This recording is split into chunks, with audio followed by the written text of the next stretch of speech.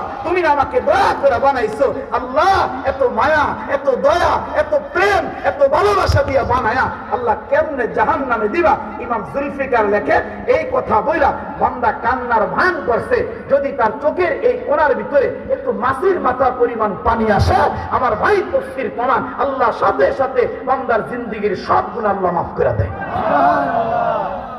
আরে মুসলমান বাবা, যুবক ভাই, খুব ভালো করে কথাগুলো দিল দিয়া বুঝবাম।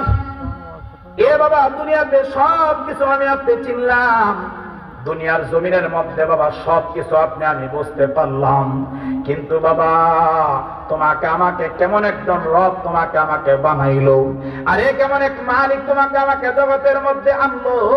এরে মুসলমান বাবা, একটাবার চিন্তা করে দেখেন, কোথায় আমি আপনি ছিলাম, আবার কোথায় আমি আপনি আসলাম, আবার কোথায় আমি আপনি চলে যাব। বাবা দুনিয়ার সব কিছু বুঝলাম, সব কিছু চিনলাম, কিন্তু যিনি আপনাকে আমাকে বানাইছে সেই মালিককে চিনতে পারি না।